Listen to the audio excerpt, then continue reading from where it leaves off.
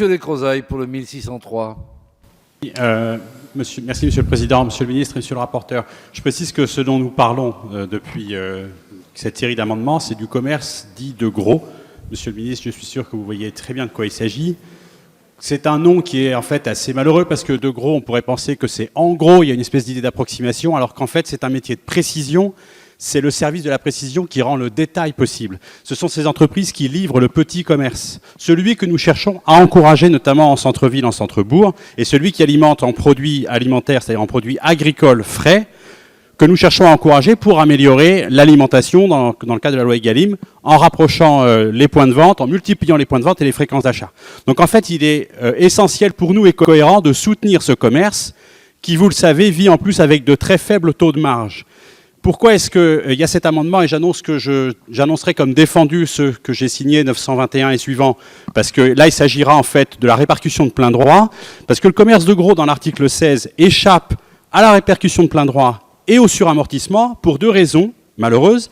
C'est que c'est du transport en propre et non pas pour compte de tiers, et donc la répercussion de plein droit ne s'applique pas aux contrats longs comme notamment ceux qui résultent d'appels à marché public auxquels répond le commerce de gros qui livre des cuisines centrales.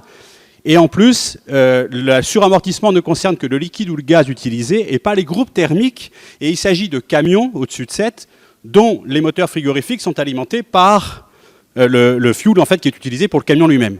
Donc en fait, c'est injuste et c'est vraiment c'est un commerce qui mérite d'être soutenu et d'être concerné par cet article 16.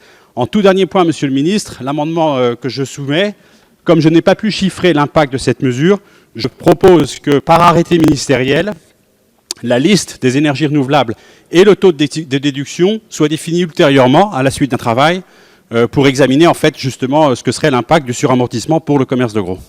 Merci, Monsieur le rapporteur général. Oui, merci Président.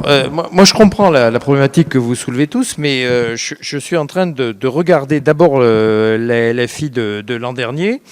Et à l'article 25, on a créé un suramortissement qui vise les équipements de réfrigération qui n'utilisent pas des fluides HFC. C'est le 39 DCSD du CGI. Alors, comme c'est tous les équipements réfrigérants, j'ai l'impression que les objets dont vous parlez me semblent être dans ce périmètre.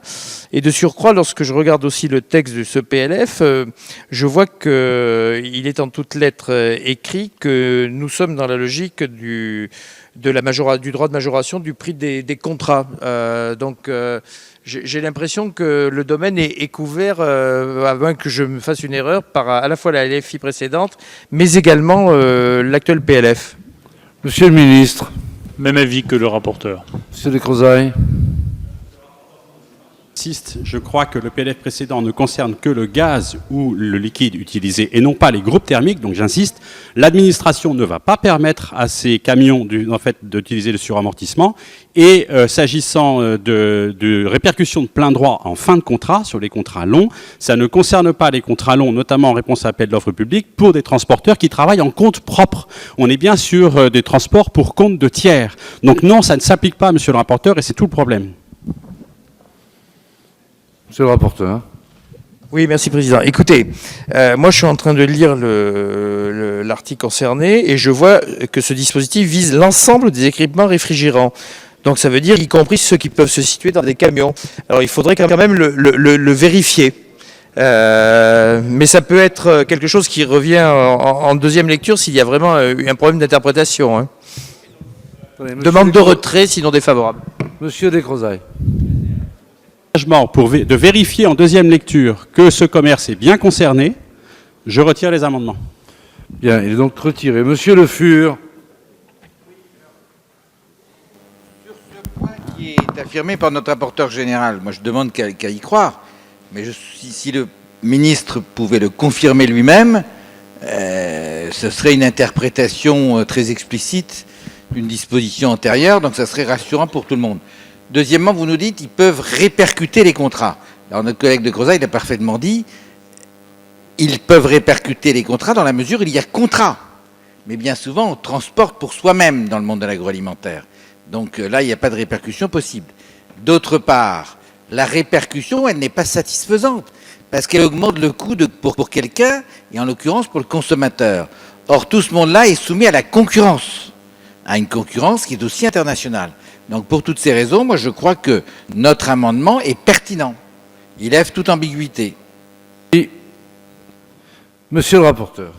Donc avis défavorable. Président, je confirme mon analyse. Bon, effectivement, je crois que c'est un sujet qu'il faudra creuser pour vérifier véritablement les choses d'ici la deuxième lecture.